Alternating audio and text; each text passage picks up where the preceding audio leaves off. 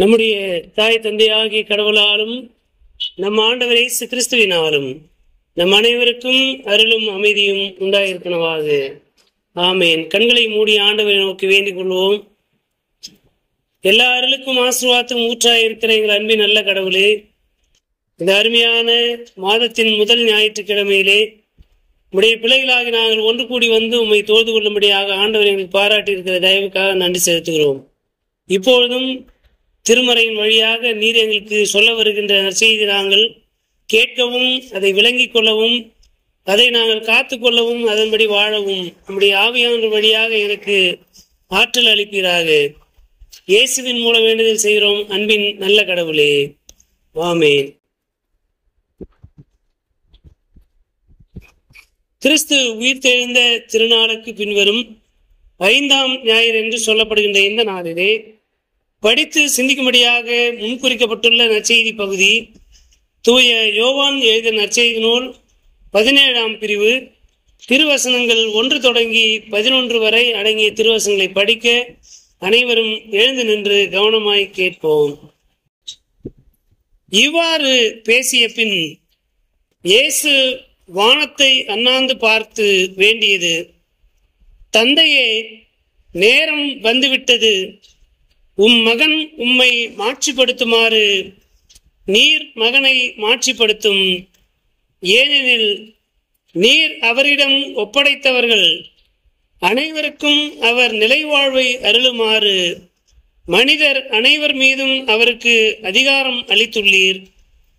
உண்மையான ஒரே கடவுளாகிய உம்மையும் நீர் அனுப்பிய இயேசு கிறிஸ்துவையும் அறிவதே நிலைவாழ்வு. நான் செய்யுமாறு நீர் என்னிடம் ஒப்படைத்திருந்த வேலையை செய்து முடித்து நான் உம்மை உலகில் மாட்சிப்படுத்தினேன். தந்தையே, உலகம் தோன்றும் முன்பே நீர் என்னை மாட்சிப்படுத்தியுள்ளீர். இப்போது திருமுன் அதே மாட்சியை எனக்கு தந்தருளும். நீர் இவ்வுலகிலிருந்து தேர்ந்தெடுத்து என்னிடம் ஒப்படைத்த மக்களுக்கு நான் உமது பெயரை வெளிப்படுத்தினேன். உமக்கு உரியவர்களாய் இருந்த அவர்களை நீர் என்னிடம் ஒப்படைத்தீர். அவர்களும் வார்த்தைகளை கடைபிடித்தார்கள். நீர் எனக்கு தந்தவை அனைத்தும் உம்மிடமிருந்தே வந்தவை என்பது இப்போது அவர்களுக்கு தெரியும். ஏனெனில் நீர் என்னிடம் சொன்னவற்றையே நான் அவர்களிடமும் சொன்னேன். அவர்களும் அதை ஏற்றுக்கொண்டு நான் உம்மிடமிருந்து வந்தேன் என்பதை உண்மையில் அறிந்து கொண்டார்கள். நீரே என்னை அனுப்பினீர் என்பதையும் நம்பினார்கள். அவர்களுக்காக நான் வேண்டுகிறேன், உலகிற்காக அல்ல, மாறாக நீர் என்னிடம் ஒப்படைத்தவர்களுக்காகவே வேண்டுகிறேன். அவர்கள் உமக்கு உரியவர்கள். என்னுடையதெல்லாம் உம்முடையதே, உம்முடையதும் என்னுடையதே. அவர்கள் வழியாய் நான் மாட்சி பெற்றிருக்கிறேன். இனி நான் உலகில் இருக்கப் போவதில்லை, அவர்கள் உலகில் இருப்பார்கள். நான் உம்மிடம் வருகிறேன்.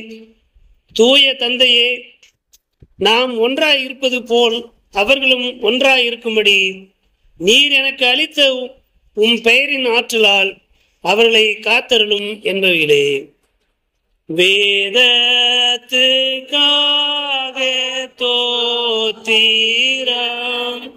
ஓமக்குண்டாவதாக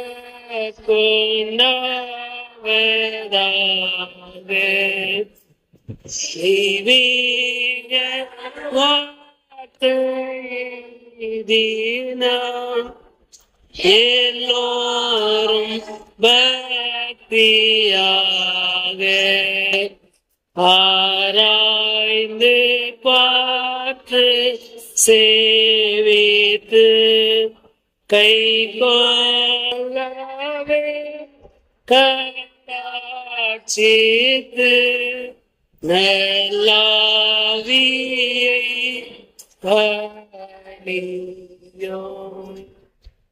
அனைவரும் அமருவோம். கிறிஸ்துவுக்குள் அன்பான இறை மக்களே, உங்கள் அனைவரையும் ஆண்டவர் இயேசு கிறிஸ்துவின் திருப்பெயராலே வாழ்த்துகின்றேன். கிறிஸ்து உயிர்த்தெழுந்த திருநாளுக்கு பின்வரும் 5ஆம் ஞாயிறு என்று சொல்லப்படுகின்ற இந்த நாளிலே கிறிஸ்து கடவுளை மாட்சிப்படுத்தினார், கடவுள் கிறிஸ்துவை மாட்சிப்படுத்தினார். ஆகவே மகிமை கடவுளினுடைய மாட்சிமை என்பதை இதனால் என்னுடைய கருப்பொருளாக கொண்டு 3 விதமான உறவு நிலைகளை குறித்து இந்த பகுதிக்குள்ளாக இருந்து மிகவும் சுருக்கமாக சிந்திக்க முற்படுகின்றோம். முதலாவது, இந்த பகுதி ஆண்டவர் இயேசு இந்த உலகத்திலே மனிதராக வாழ்ந்த போது கடைசி வாரத்திலே, கடைசி நாளிலே சீடர்களோடு கூட இணைந்து ஏறெடுக்கின்ற ஒரு ஜெபத்தினுடைய ஒரு பகுதி இது. இந்த பகுதியை மிகவும் நுட்பமாக கவனித்து பார்த்தோமானால், இந்த ஜெபம் ஆண்டவர் இயேசு சீடர்களோடு உணவு அருந்திய பின்பு கெத்செமனே தோட்டத்திற்கு போகின்றார் இல்லையா? 13ஆம் அதிகாரத்தில் என்ன இருக்கு? ஆண்டவர் இயேசு சீடர்களோடு மேல் அறையிலே பந்தியில் அமர்கிறார், அவருடைய கால்களை கழுவுகிறார், அதன் பிறகு உணவு அருந்துகிறார்கள். அப்பொழுது திருவிருந்து பரிமாறப்படுகிறது. அதன் பிறகு வாங்க போலாம் என்று சீடர்களை அழைத்து கொண்டு கெத்செமனே தோட்டத்திற்கு போகின்றார். இதற்கு இடைப்பட்ட பகுதி தான் 14ஆம் அதிகாரம், 15ஆம் அதிகாரம், 16, 17 அதிகாரங்கள் எல்லாமே இந்த இடைப்பட்ட நேரத்திலே பேசப்பட்ட வார்த்தைகள். இப்போ உரையாடல் என்று வருகின்ற போது டைனிங் அண்ட் டயலாக் என்று சொல்லுவார்கள். இப்போ இன்னைக்கு இருக்கிற பிரச்சனை என்னன்னா, குடும்பங்களில் நிறைய டைவர்ஸ் நடக்குது. கேட்டாக்கா என்னுடைய கணவர் என்னிடத்துல அதிகமாக நேரத்தை ஸ்பெண்ட் பண்ண மாட்டார், குடும்பத்துக்காக நேரம் ஸ்பெண்ட் பண்ண மாட்டார். 1 மணி நேரம் கூட எங்களோட பேச மாட்டார். 1 மணி நேரம் என்ன பேசுறது இல்லையா அப்படின்னு ஒரு கேள்வி இருக்குல்ல. வார்த்தைகளின் மிகுதியினாலே பாவம் இல்லாமல் போகாது. நீங்க 1 மணி நேரம் தொடர்ந்து உட்காந்து பேசிங்கன்னா அதுல ஒவ்வொரு வார்த்தையும் கண்டுபிடிச்சி அதுக்கு குற்றம் கண்டுபிடிச்சி, இது பெண்கள் சொல்ல வரல, ஆணா இருக்கட்டும் பெண்ணா இருக்கட்டும், வார்த்தைகள் மிகுதி ஆச்சுன்னா வீணான உரையாடல் இல்லையா? அப்போ டைம் ஸ்பெண்ட் பண்றதுனா என்ன அப்படின்னா, காலையில எழுந்திருக்கிறோம், மனைவி கணவனுக்கு, அல்லது சில வீடுகளில் கணவன் முன்னால இருந்து மனைவிக்கு டீ போட்டு கொடுக்குற குடும்பமும் இருக்கதான் செய்யுது. அப்போ எதுவுமே இந்த வேலைகள் எல்லாம் பெண்ணுடைய வேலை, இந்த வேலைகள்லாம் ஆணுடைய வேலை என்ற காலங்கள் எல்லாம் இப்ப பேச முடியாது. ஏன்னா முற்காலத்திலே ஆண்கள் வேலைக்கு போவாங்க, பெண்கள் வீட்டில் இருப்பாங்க. இப்ப அப்படி கிடையாது. இப்போ எல்லாருமே இங்கே சமம், குடும்பத்திற்குள்ளே ஏற்றத்தாழ்வு இல்லாமல் சமமாக இருக்க வேண்டும் என்ற ஒரு பார்வை. ஆனாலும் ஆண்களுக்குள்ளே அந்த ஆதிக்க மனப்பான்மை என்பது சில குடும்பங்களிலே மாறி இருக்குமே தவிர, பொதுவாக இந்த சமூகத்தினுடைய காமன் சென்ஸ் அப்படின்னு சொல்றோம் இல்லையா, அந்த காமன் சென்ஸாக இன்னும் மாறல.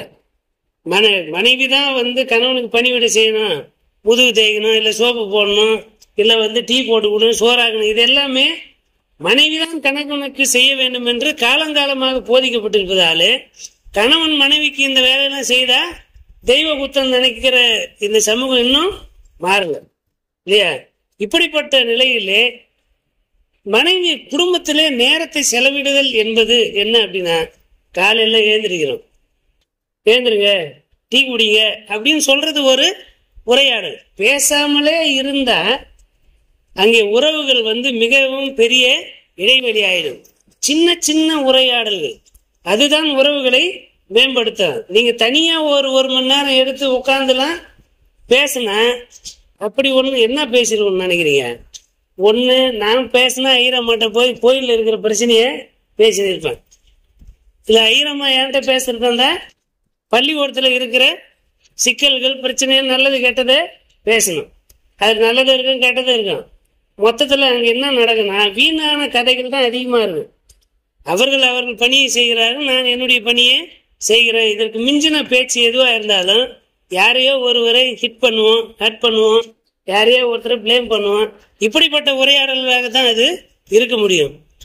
அப்போ டைம் ஸ்பெண்ட் பண்றது குடும்பத்திலே இருப்பது என்பது சின்ன வாங்க உட்காருங்க சாப்பிடுங்க அப்படின்னு சொல்றது அது ஒரு உரையாடல், அது ஒரு இணக்கமான உறவுக்கான ஒரு சின்ன டைலாக், நான் வந்து ஏதாவது உதவி செய்யணுமாம்மா, நீ சமையல் செய்ய, நான் பாத்திரம் கழுவுறேன், இந்த வார்த்தைகளை பகிர்ந்து கொள்ள, இதுதான் வந்து குடும்பத்தை வலுப்படுத்துமே தவிர தனியா உட்காந்து விவாத மேடையெல்லாம் நடத்தினாங்க குடும்பம் சீர்கெட்டு போய்விடும். இது தெரியாமலே இந்த ஜெனரேஷன், இந்த தலைமுறை என்ன பண்ணுது, என் கூட வந்து ஏமா டைவர்ஸ் பண்ணவர, என் கூட குடும்பத்தில் டைம் ஸ்பெண்ட் பண்ணு. இப்போ நடக்கிற நீயா நானாவில் இருக்கிற விவாத பொருள்.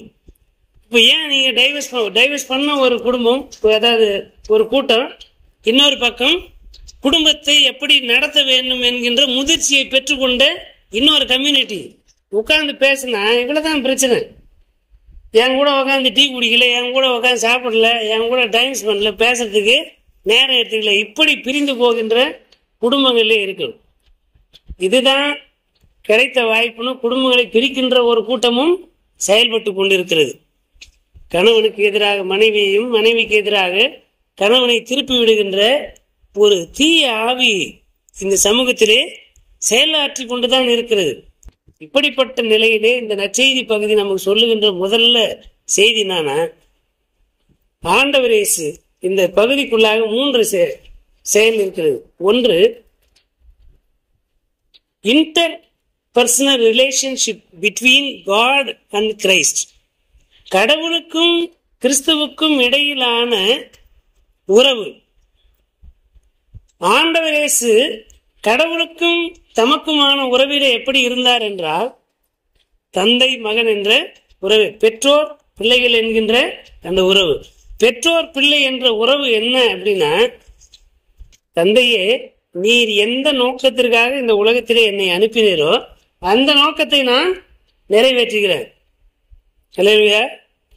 இந்த ஃபர்ஸ்ட் பாயிண்ட் என்னன்னா, பெற்றோர்களின் மன விருப்பத்தை ஏற்று நடக்கிறவர்கள் தான் பிள்ளைகள்.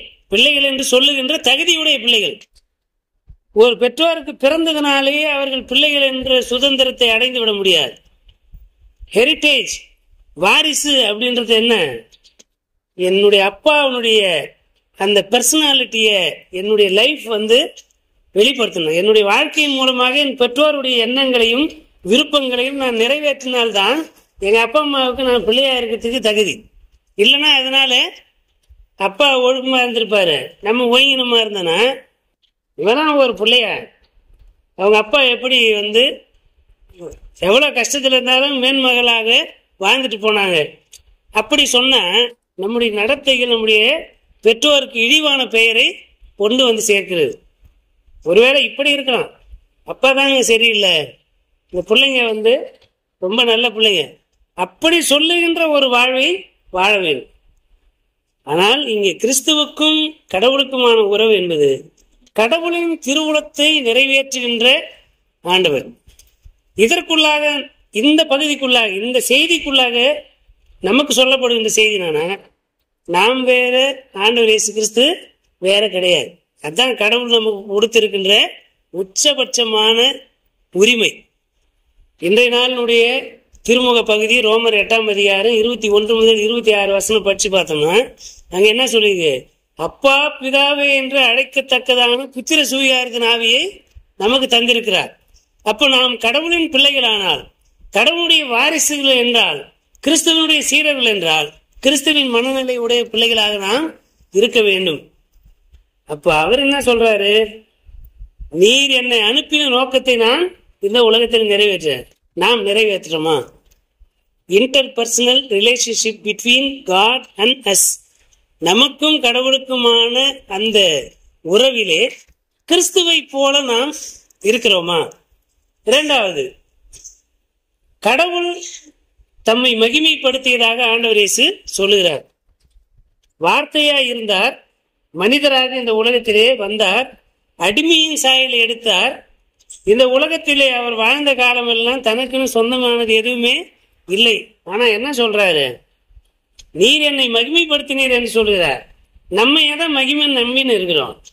நல்ல வீடு, வசதி, நல்ல வேலை, நிறைய கை நிறைய சம்பளம், இதுதான் கடவுள் கொடுத்த ஆசீர்வாதம் என்று நம்பிக்கொண்டிருக்கிறோம்.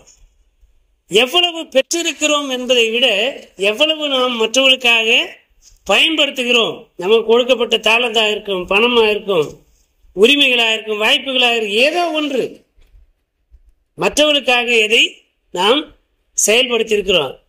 மற்றவர்களுக்காக நாம் வாழுகின்ற போதுதான் கடவுள் அங்கே மகிமை அடைகிறார். என்னை பார்த்து இந்த மனிதன் 4 பேருக்கு நன்மை செய்கிறார் என்று சொல்லுகின்ற போது எனக்கு அது பெருமை அப்படின்ற எண்ணத்தோடு தான் நாம் நிற்கிறோம். நாம் உண்மையிலே அப்படிப்பட்ட மனிதராக வாழ்ந்தால் நமக்கு பெருமை வருதா இல்லையா? கடவுளுக்கு அங்கே மகிமை. அல்லேலூயா. கடவுளுக்கு மகிமை கொண்டு வருகின்ற வாழ்வை நாம் வாழுகின்றோமா? அப்போ இந்த intrapersonal relationship between God and us என்பதிலே நம்முடைய interpersonal relationship, intrapersonal relationship இருக்கிறது. என்னுடைய தனி ஆளிலே, என்னுடைய தனி நபருக்குள்ளாக நான் கடவுளுக்கு ஏற்றவனாக வாழ்கிறேனா என்பதை கடவுளின் வார்த்தையை கொண்டு அவ்வப்போது என்னை நான் சரி செய்து கொள்ள வேண்டும். என்னுடைய தன்னால், என்னுடைய சுயம் என்று சொல்லுகிறோம் இல்லையா, அது சுயநலம் நிறைந்ததாக இருக்கிறதா, சுயத்தை வெறுத்து பிறர் நலம் நாடுகின்றதாக இருக்கிறதா? என்னுடைய இன்ட்ரா பர்சனல், என்னுடைய தனி மனித வாழ்விலே பாவம் இல்லாத வாழ்வு வாழ்கிறேனா? அப்போ கடவுளின் திருவுளத்தை ஏற்று வாழுகின்ற போது என்னை நானே அவ்வப்போது சீர்தூக்கி பார்த்து என்னுடைய சிந்தனைகள், என்னுடைய பேச்சுகள், என்னுடைய நடத்தைகளை சீர்தூக்கி பார்த்து அதன்படி கடவுளின் திருவுளத்திற்கு ஏற்ப, கடவுளினுடைய வார்த்தைக்கு ஏற்ப, கிறிஸ்துவின் மாதிரிக்கு ஏற்ப நான் நடந்து கொள்கிறேனா என்பதை எனக்கு நானே பேசிக்கொள்வது. இப்போ நான் இது நான் சொல்லுகின்ற போது இட் இஸ் எ கைடன்ஸ், உங்களுக்கு ஒரு வழிகாட்டுதல் தான். நீங்கள் நல்லவரா கெட்டவரா என்று சோதித்து பார்த்து கொண்டிருப்பது என்னுடைய வேலையாக இருக்கக்கூடாது. அப்படி இருந்தால் என்ன செய்வோம்? ஒருவர் செய்கின்ற செயலை நல்லது கெட்டது என்று ஆராய்ச்சி பண்ணிட்டே இருந்தால் நம்ம எப்படி வாழணுன்றதை நம்ம மறந்துடுவோம். இன்னொன்று, மற்றவர்களை குறை சொல்லி கொண்டே தான் இருப்போம், குற்றப்படுத்துகின்றவர்களாக இருப்போமே தவிர நம்ம ஒருவருடைய நல்லதையும் சொல்லுவோம், கெட்டதையும் சொல்லுவோம். நம்ம சொன்னதை நல்லது என்ன பண்ணுவாங்க? மறந்துடுவாங்க. இருந்தாலும் என்னை இப்படி சொல்லிட்டாங்களே அப்படின்னு. அதுதான் ஹியூமன் நேச்சர், மனித இயல்பு. ஒருவரை நாம் எவ்வளவு பாராட்டினாலும் அதை தொடர்ந்து ஒரு விமர்சனத்தை வச்சிட்டோம்னா அந்த பாராட்டுகளை எல்லாம் மறந்துடுவாங்க. நாம் வைத்த விமர்சனத்தை மாத்திரம்தான் மனதில் வைப்பார். அப்போ ஆலோசனை என்பது, வழி நடத்துதல், கைடன்ஸ் அண்ட் கவுன்சிலிங் என்பது இது நல்லது இது கெட்டது என்று சொல்லுவது மாத்திரம்தான் போதிக்கிற என்னுடைய வேலை. Do not judge. ஒருவரை அவர் செயலை வைத்து நான் என்ன பண்ணக்கூடாது? ஜட்ஜி பண்ணக்கூடாது. ஜட்ஜி பண்ணாம வழிகாட்டுதல் செய்துவிட்டால் நமக்கு இடையிலான இந்த இன்டர் பர்சனல் ரிலேஷன் சரியா இருக்கும். இல்லைன்னா என்ன ஆகும்?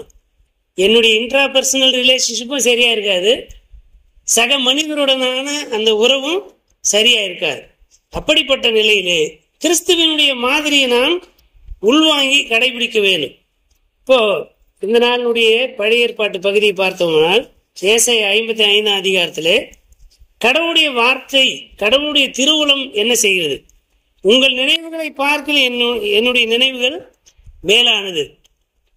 கடவுளுடைய வார்த்தை இந்த உலகத்திலே அனுப்பப்படுகிறது. எப்படிப்பட்டதா இருக்குதுன்னா, கடவுள் மழையை அனுப்புகிறார். அந்த மழை வந்தது என்ன பண்ணுது?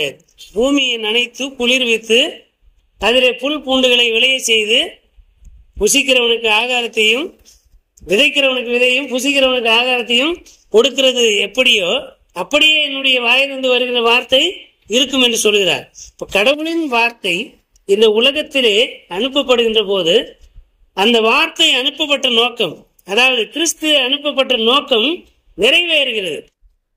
உங்களையும் என்னையும் கடவுள் அனுப்பின நோக்கம் நிறைவேற்றப்படுகிறதா? நம்முடைய வாழ்வு கடவுளின் திருவுளத்தை நிறைவேற்றுகின்ற வாழ்வாக இருக்கிறதா? கடவுள் என்னை மகிமைப்படுத்திருக்கிறார். இந்த உலகத்தில் அனுப்புகின்ற போது தம்முடைய சாயலை கொடுத்து அவருடைய அருளையும் ஆசீர்வாதத்தையும் நம்முடைய பெற்றோர்கள் மூலமாக, இந்த சமூகத்தின் மூலமாக ஒவ்வொரு சின்ன சின்ன நன்மைகள் நமக்கு செய்கின்ற மனிதர்களை பார்க்கின்ற போது கடவுள் அவர்கள் வழியாக என்னை ஆற்றல் படுத்துகிறார், மாட்சிப்படுத்துகிறார் என்ற உணர்வு வருகின்ற போதுதான் நமக்கும் கடவுளுக்குமான அந்த உறவு இன்னும் வலுப்படும்.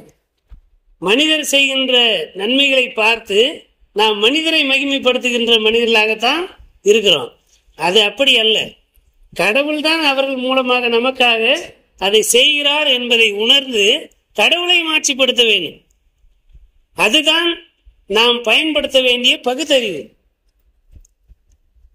அந்த சிந்தனைகளை உள்வாங்கி கடவுள் என்னை எனக்கு ஒருவர் நன்மை செய்கிறார் என்றால், எனக்காக ஒரு மனிதரை ஆண்டவர் இந்த செயலை எனக்கு நிறைவு செய்வதற்காக, பூர்த்தி செய்வதற்காக ஒரு மனிதரை வச்சுக்கிறார்னா, கடவுள் என் மேல எவ்வளவு அன்பு வச்சுக்கிறார், என்னை எவ்வளவா கனப்படுத்துகிறார், எவ்வளவு என்னை மகிமைப்படுத்துகிறார் என்ற அந்த உயர்வான எண்ணம் நமக்கு வர வேண்டும். அதுதான் கடவுளுடைய பார்வையிலிருந்து கடவுளை புரிந்து கொள்ளுதல், கடவுளின் திருவுளத்தை விளங்கிக் கொள்ளுதல். ஆகவே நம்முடைய தன்னாலிலே, நம்முடைய இன்ட்ராபர்சனல், என்னுடைய தனி நபருக்குள்ளாக கடவுளின் சாயல் வெளிப்பட வேண்டும், கடவுளின் நோக்கம் நிறைவேற வேண்டும், கடவுளுடைய மாட்சிமை நமக்குள்ளே வர வேண்டும். கடவுளை நாம் மாட்சிப்படுத்துகின்ற போதுதான் அந்த மாட்சி நமக்கு வரும். இப்போ கடவுளின் திருவுளத்தை ஏற்று நாம் நடக்கின்ற போது கடவுளை மாட்சிப்படுத்துகிறோம். அப்படி செய்கின்ற போது கடவுள் நம்மை மாட்சிப்படுத்துகின்றார். அல்லேலூயா, அல்லேலூயா. இந்த சிந்தனைகளை திருச்சபைக்கு எப்படி ஒப்புமைப்படுத்துவது? 3 காரியங்கள். கடவுளுக்கும் தனக்குமான உறவை தன்னுக்குள்ளாக ஆண்டவர் இயேசு எப்படி இருக்கிறார் என்பதை சொல்லுகிறார். கடவுளுக்கும் தனக்குமான உறவிலே எப்படி இருக்கிறார் என்பதை உரையாடல் வழி சொல்லுகிறார். 3வது, இந்த உலகத்திற்காக ஆண்டவர் வேண்டிக் கொள்கிறார். ஆனா அங்க என்ன சொல்லியிருக்கு? இந்த உலகத்தில் இருப்பவர்களுக்காக அல்ல, மாறாக நீர் எனக்கு தந்தவர்களுக்காக நான் என்ன பண்றேன், வேண்டிக் கொள்கிறேன்னா, ஆண்டவர் இயேசு பார்ஷியாலிட்டி பார்க்கிறவரா அப்படின்ற கேள்வி நமக்கு வரலாம். உலகம் என்ற வார்த்தையை திருமறையிலே, குறிப்பாக யோவான் நற்செய்தி 1 யோவான், 2 யோவான், 3 யோவான் வெளிப்படுத்தின விசேஷம், திருவெளிப்பாடு நூல், இதற்குள்ளாக உலகம் என்ற வார்த்தை படிக்கிற போது நீங்கள் மனதில் கொள்ள வேண்டிய செய்தி என்னவென்றால், ரோம காலனி ஆதிக்கம். உலகம் என்ற வார்த்தை எதை புரியுது? நீங்கள் இந்த உலகத்திற்கு உரியவர்கள் அல்ல அப்படின்னா என்ன அர்த்தம்? நம்ம உடனே என்ன நினைப்போம்? உடனே மேல ஒன்று இருக்குது அப்படின்ற எண்ணம். இதுதான் கரிஸ்மேட்டிக் பிரீச்சிங். ஆனால் உலகம் என்ற வார்த்தையினுடைய அப்போகாலிப்டிக்கல் லாங்குவேஜ், மறைபொருள், அது ஒரு ரகசியமான வார்த்தை. அந்த வார்த்தையினுடைய பொருள் என்னன்னா, ஒடுக்குகின்ற ஒரு அதிகார வர்க்கம். ரோம காலனி ஆதிக்கம். இந்த நற்செய்தி பகுதி எழுதப்பட்ட காலத்திலே யூதேய நாடு என்பது ரோம காலனி ஆதிக்கத்தின் கீழ் இருந்தது. இந்த ரோமானிய அரசு கூறியது அல்ல அப்படின்னு சொன்னாக்கா அப்படியே தூக்கின்னு போய் சிலுவையில் அடிச்சிருவான். நீங்களும் நானும் போய் இந்த அரசு, இப்போ எனக்கு அதுதான் நடக்குது பல நேரங்களில். ஆனால் அதை பொருட்படுத்த முடியாது. ஏன்னா இந்த திருச்சபையை, இந்த சமூகத்தை விடுதலையாக்குவதற்கு ஒரு தன்னலம் கடந்த ஒரு விடுதலை பார்வையை திருச்சபைக்கு கற்பித்தாக வேண்டும். நம்ம என்னதான் அப்போகாலிப்டிக்கலா மறைபொருளா பேசினாலும் ஐயர் நமக்கு எதிராக பேசி வச்சுக்கிறாருன்னு சொல்லி நமக்கு எதிராக எழும்புகிற ஒரு கூட்டம் இருக்கத்தான் செய்கிறது. திருச்சபையிலும் அன்றைக்கு எப்படி திருச்சபைக்கு உள்ளே, அதாவது கிறிஸ்தவத்துக்கு எதிராக யூத சமய ஆதிக்கம், செக்குலர் வேர்ல்டுல, திருச்சபைக்கு வெளியே இந்த உலகத்திலே காலனி ஆதிக்கம், ரோமை காலனி ஆதிக்கம் இருந்தது. அதனாலதான் ஆண்டவரே சொல்றாரு, நீர் எனக்கு தந்தவர்கள்.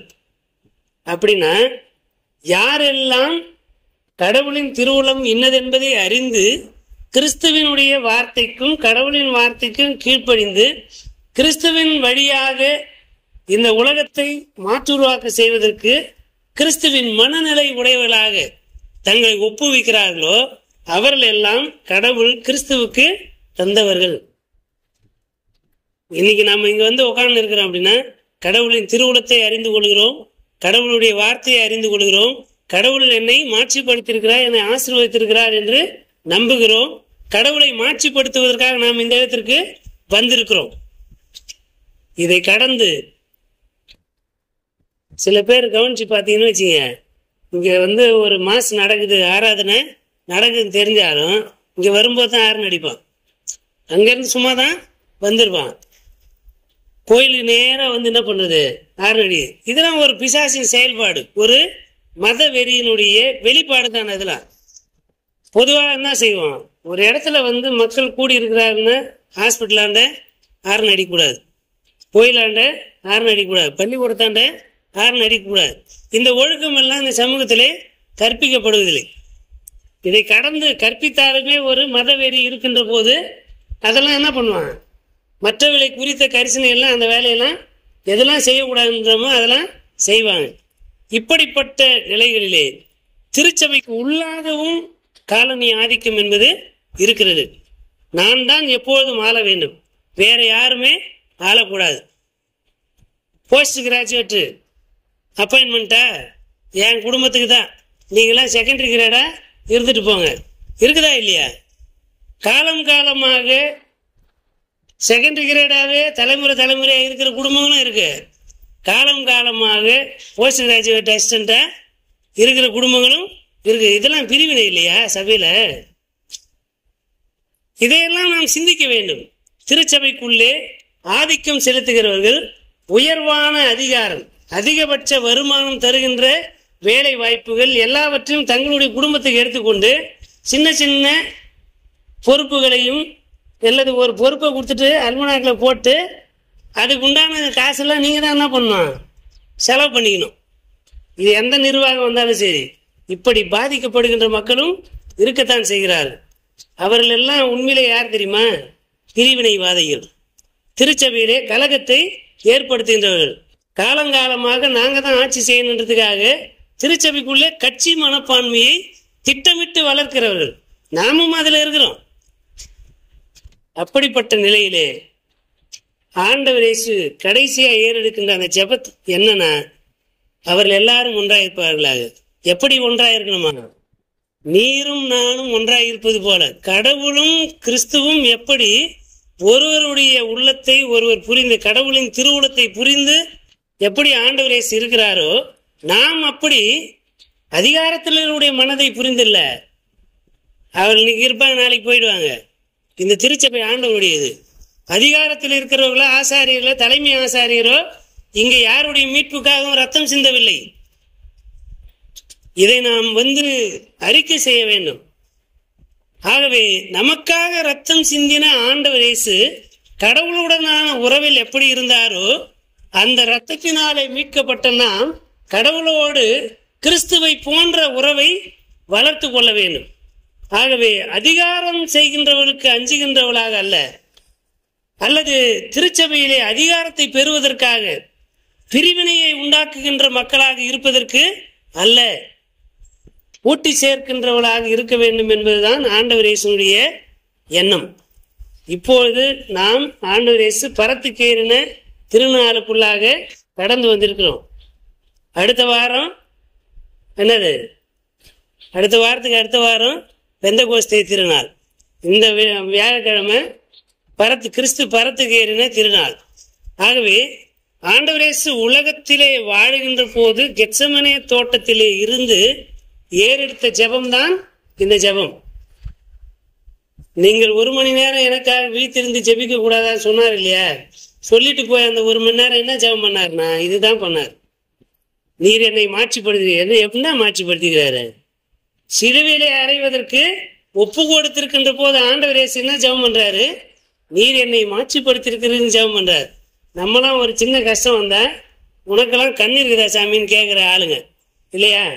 ஆனால் இப்பொழுது நான் இறக்கப் போகிறேன், நீர் எனக்கு என்னை எந்த நோக்கத்திற்காக அனுப்புகிறோ அந்த நோக்கத்தை நிறைவேற்றுகிற நேரத்தில் இருக்கிறேன். என்னை மரணம் நெருங்கி கொண்டிருக்கிறது, ஆனாலும் நீர் என்னை மாட்சிப்படுத்தியிருக்கிறீர் என்று சொல்லி இறைவேண்டல் ஏறெடுப்பதற்கு ஒரு துணிவும் ஒரு ஒப்படைப்பும் நமக்கு தேவை. துன்பம் வரும், துயரங்கள் வரும், நியாயத்திற்காக போராடுகின்ற போது பாடுகள் வரும். நீங்க எல்லாரும் நல்லா இருக்குன்னு நினைச்சீங்கன்னா அதிலே சுயநலம் நிறைந்தவர்கள் யாராவது இருப்பாங்க. அவன் என்ன பண்ணுவான்? நம்மளை கூட்டி சேர்க்க விட மாட்டான் இல்லையா? இந்த சபை நல்லா இருக்கணும்னு எல்லாரும் ஒன்னா இருக்குன்னு நினைக்கிறவன அதுக்குள்ள பிரிவினை ஏற்படுத்தி நல்லா இருக்கணும்னு நினைக்கிற ஆளை என்ன பண்ணி விட்டுருவான்? வெளியேற்றுகின்ற ஆட்கள் தான் இன்றைக்கு திருச்சபையிலே அதிகார வர்க்கத்திலே இருக்கிறார், கட்சி மனப்பான்மையை வளர்க்கின்றவர்களாக இருக்கிறார். இதையெல்லாம் புரிந்து கொண்டு இந்த திருச்சபையை கூட்டி சேர்ப்பதற்கு என்னுடைய சுயநலம், எனக்கு ஒரு பதவி கிடைக்கும், எனக்கு ஒரு ப்ரமோஷன் கிடைக்கும், எனக்கு ஒரு நான் கேட்ட இடத்துல டிரான்ஸ்ஃபர் கிடைக்கும்ன்றதுக்காக இந்த சபையை துண்டாடு செய்வதற்கு நாம் காரணமாக இருந்தால் நாமும் இந்த உலகத்திற்கு உரியவர்கள் தான். நம்மை அழிவிலும் கேட்டிலும் அது கொண்டு போய்விடும். இந்த திருச்சபையிலே பிரிவினை ஏற்படுவதற்கு, பிரிவினைவாதிகளுக்கு நான் ஆதரவாளராக இருந்தால் இந்த சபை அழிந்து போவதற்கு நான் காரணமாக இருப்பதினாலே கடவுள் என்னையும் அழித்து போடுவார் என்ற பயம் நமக்கு இருக்கணும். கூட்டி சேர்ப்பதற்கான தலைமைத்துவத்தை தெரிந்து கொள்ளவும், அடையாளம் கண்டு கொள்ளவும், அதை பின்பற்றவும் கடவுளுக்கு ஏற்ற விதத்திலே இதுதான் அதுதான் என்பதெல்லாம் அல்ல, கடவுளிடத்தில் ஒப்பு கொடுக்க வேண்டும். கடவுளிடத்தில் ஒப்பு கொடுத்து, ஆண்டவரே உம்முடைய திருவுளம் என்ன, உம்முடைய திருவுளத்தின்படி நடத்தும், உம்முடைய திருவுளத்தை விளங்கி கொள்ளவும் அதன்படி நாங்கள் வாழவும் எங்களுக்கு உதவி செய்யும் என்று சொல்லி ஆண்டவரத்திலே நம்மை நாம் ஒப்பு கொடுக்கின்ற போது ஆண்டவர் நம்மை வழிநடத்தி கூட்டி சேர்த்து அவருடைய பராமரிப்பு, அவருடைய ஆசீர்வாதம், அவருடைய அரவணைப்பு, அவருடைய அடைக்கலம், அவருடைய மகிமைக்குள்ளாக வைத்து வழிநடத்துவதற்கு ஆண்டவர் வல்லவராயிருக்கிறார். அல்லேலூயா, அல்லேலூயா. இந்த சிந்தனைகளை உள்வாங்கினவர்களாக கடவுளின் திருவுளத்தை அறிந்து கொள்வோம். கடவுளுடைய வார்த்தை எப்படி மழை வந்து பூமியை நனைத்து அதனுடைய நோக்கத்தை நிறைவேற்றுவது போல கடவுளினுடைய வார்த்தையும் ஒரு நோக்கத்திற்காக இந்த உலகத்திலே வந்திருக்கு. கிறிஸ்து அப்படி இருந்தார். நம்மையும் கடவுளின் வார்த்தையாகத்தான் இந்த உலகத்திலே ஆண்டவர் அனுப்பியிருக்கிறார். நீங்களும் என்னுடைய வார்த்தையாக இந்த உலகத்திலே இருங்கள். நீங்களும் கிறிஸ்துவை போல முன்மாதிரியாக வாழுங்கள். கடவுளை மாட்சிப்படுத்துங்கள். அதன் வழியாக நீங்களும் மாட்சிமை நிறைந்த வாழ்வை சுதந்திரமாக்கிக் கொள்ளுங்கள் என்கின்ற உன்னதமான அழைப்பை நமக்கு ஆண்டவர் கொடுத்திருக்கிறார். ஆகவே இந்த உலகத்திலே திருச்சபைக்குள்ளாக, குடும்பத்திற்குள்ளாக, நம்முடைய தெருவுக்குள்ள எங்கெல்லாம் குடும்பங்களிலே பிளவும் பிரிவினையும் ஏற்பட்டு கிடக்கிறதோ அங்கெல்லாம் தலையிடுங்கள். அடுத்தவங்க பிரச்சனையில் நம்ம ஏன் தலையிடணும்னு நினைக்காதீங்க. இன்னைக்கு ஆறுதல் சொல்லவும் ஆலோசனை சொல்லவும் வழிநடத்தவும் ஆள் இல்லாமல் எத்தனையோ குடும்பங்கள் சீரழிந்து போகிறது. தலையிடணும், மற்றவருடைய பிரச்சனையில தலையிடணும். எதற்காகனா கூட்டி சேர்ப்பதற்காக தலையிடணுமே தவிர அந்த பிரச்சனை இன்னும் ரெண்டு வளர்த்து விடுவதற்காக, பிரிவினையை உண்டாக்குவதற்காக அல்ல. திருச்சபையிலே கூட்டி சேர்ப்பதற்கான ஆளுமை உடையவர்களாக நாம் இருக்க வேண்டுமே தவிர பிரிவினையை உண்டாக்குகின்ற மக்களாக, பிரிவினைவாதிகளாக நாம் இருக்கக்கூடாது. திருச்சபைக்குள்ளே கலகம் செய்யக்கூடாது. பிரிவினைக்கான கலகம் செய்யக்கூடாது. நீதிக்கான கலகம் இப்ப நான் பண்றேன் இல்லை இந்த பிரச்சனை, இது நீதிக்கான கலகம். பிரிவினையை உண்டாக்குவதற்கான கலகத்தை செய்வதற்கு திருச்சபையிலே இடமளிக்க கூடாது. ஆண்டவர் இந்த உலகத்தை, இந்த திருச்சபையை நமக்கு கொடுத்திருப்பது எல்லாரும் ஒன்றாக இருக்க வேண்டும். எல்லாருக்கும் எல்லாம் கம்யூனிஸ்ட் சித்தாந்தம் அதுதான். இன்னைக்கு அதை தான் திராவிட அரசும் சொல்லுது, எல்லாருக்கும் எல்லாம். இந்த தத்துவம் கம்யூனிசம் ஆகட்டும், திராவிடம் ஆகட்டும், கிறிஸ்டியானிட்டி தான் அதனுடைய பிரைமரி சோர்ஸ். ஆண்டவர் இயேசு தான் அதனுடைய அடித்தளம். அதனால்தான் ஒரு முதலமைச்சர் ஒரு கூட்டத்தில் பேசியிருப்பார், அதை எல்லாருக்கும் எல்லாம் என்பது கிறிஸ்தவத்தினுடைய போதனை. அதை தான் இந்த அரசு செய்துன்னு சொல்றாரு இல்லையா. ஆனா சபை செய்தான்னு கேட்டா சபை செய்யல. என் கட்சியில இருந்தாதான் உனக்கு நன்மை செய்வேன்னு சொல்லி துணிகரமாக திருச்சபையை பிளவுபடுத்துகின்ற ஒரு கூட்டம் திருச்சபையிலே ஆண்டு கொண்டிருக்கிறது. அதற்கு நம்முடைய மறுமொழி என்ன?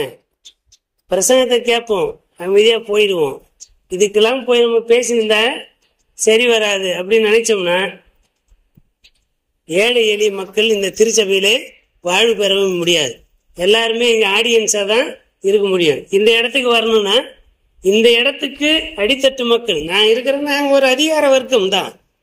அதிகார வர்க்கம் தான். ஐயர் வேலைன்றது அதிகார வர்க்கம் தான். திருச்சபையினுடைய இந்த குருசேகத்தினுடைய தலைவர் அதிகாரம். அப்ப அதை எப்படி இறை மக்களுக்காக பயன்படுத்துகிறோம்? போதிக்கிறதிலே வெளிப்படுத்த வேண்டும், வாழ்வியை முன்னேற்றுவதிலே வெளிப்படுத்த வேண்டும், அவர்களை அதிகாரமுடையவர்களாக மாற்ற வேண்டும். இதற்காகத்தான் நம்ம இந்த இடத்துல ஆண்டவர் வைத்திருக்கிறார் என்ற உணர்வு நம் ஒவ்வொருவருக்கும் இருக்கின்ற போது எல்லாருக்கும் வாய்ப்பு, எல்லாருக்கும் உரிமை, எல்லாருக்கும் கனம், எல்லாருக்கும் மகிமை, எல்லாருக்குமான அங்கீகாரம், அப்படிப்பட்ட இடமாக திருச்சபை விளங்குவதற்கு ஆண்டவர் நமக்கு வாக்கு தத்தம் கொடுக்கிறார். அவர்கள் எல்லாரும் ஒன்றாயிருப்பார்களாக. கிறிஸ்துவிலே இணைந்திருக்க வேண்டும், தந்தையாம் கடவுளிலே இணைந்திருக்க வேண்டும். அப்படி செய்கின்ற போது கடவுள் மாட்சிமை அடைகிறார். அவர் அருளுகின்ற மாட்சிமை நிறைந்த வாழ்விலே நாம் பங்கேற்போம் என்கின்ற சிந்தனையோடு ஆண்டவரத்தில் நம்மை நாம் ஒப்பு கொடுப்போம். கடவுள் தாமே நம்மை ஆற்றல் படுத்தி வழிநடத்தி காப்பாராக. ஆமீன். கண்களை மூடி ஆண்டவரை நோக்கி வேண்டிக் கொள்வோம். எல்லா அருளுக்கும் ஆசீர்வாதத்துக்கும் ஊற்றாக இருக்கிற அன்பின் நல்ல ஆண்டவரே, அனைத்து மகிமைக்கும் ஊற்றும் காரணரே, நீர் உம்முடைய மகிமையை எங்களுக்கு தந்திருக்கிறீர், எங்களை மகிமைப்படுத்திருக்கிறீர். அதற்காக நன்றி செலுத்துகிறோம். உம்முடைய வார்த்தையை எங்களுக்கு தந்திருக்கிறீர். உம்முடைய வார்த்தையினாலே எங்களை ஆற்றல் படுத்துகிறீர், எங்களுக்கு ஆலோசனை வழங்குகிறீர், எங்களை நீர் அறிவுறுத்துகிறீர், எங்களை மேம்படுத்துகிறீர். அதற்காக நன்றி படைக்கிறோம். எங்களுடைய வாழ்வை உம்மோடு இணைத்துக் கொள்ளுகின்ற உம்முடைய திருவுளம் நிறைவேற்றுகின்ற வாழ்வாக வாழ்வதற்கு கிறிஸ்துவின் மாதிரி எங்களுக்கு தந்திருக்கிறீர். நாங்களும் கிறிஸ்துவை போலவே உம்முடைய திருவுளத்தை நிறைவேற்றுகிறவர்களாக, உம்மை மாட்சிப்படுத்துகின்றவர்களாக, இந்த சமூகத்தையும் இந்த திருச்சபையும் கூட்டி சேர்க்கின்ற மக்களாக, ஒருங்கிணைக்கின்ற மக்களாக இருக்கும்படிக்கு உம்முடைய ஆவியானவர் வழியாக எங்களை ஆற்றல் படுத்துகிறார்கள். பிரித்தாளுகை செய்கின்ற தீ ஆவியை உடையவர்களாக அல்ல, அனைவரையும் ஒப்புரவாக்குகின்ற ஒன்றிணைக்கின்ற தூய ஆவியை உடையவர்களாக நாங்கள் திருச்சபையிலே செயல்படுவதற்கு இப்பொழுது எங்களுக்கு கற்பித்திருக்கிறீர், எங்களை ஆற்றல் படுத்திருக்கிறீர். தொடர்ந்து எங்களை மேம்படுத்தி வழிநடத்துகிறார்கள். எல்லா துதி கன மகிமை யாவற்றும் ஒருவருக்கே சேர்க்கிறோம். எங்கள் ஆண்டவர் மீட்பெருமாக இயேசு கிறிஸ்துவின் வழியாய் வேண்டுதல் செய்கிறோம். அன்பு நிறைந்த நல்ல கடவுளே, ஆமீன். அனைத்து ஆற்றல் நிறைந்த நம்முடைய தாயும் தந்தையுமாகிய கடவுளுடைய அன்பும் நம்முடைய ஆண்டவர் மீட்பெருமாக இயேசு கிறிஸ்துடைய அருளும் அமைதியும் தூய ஆவியானுடைய வல்லமை உள்ள பாதுகாப்பும் பராமரிப்பும் மாறாத நித்திய உடன்படிக்கும் உறவும் ஐக்கியமும் வாழ்த்திடும் நம் அனைவரோடும் நீடித்து நிலைத்திருந்து வழிநடத்தி காப்பனவாக. ஆமீன்.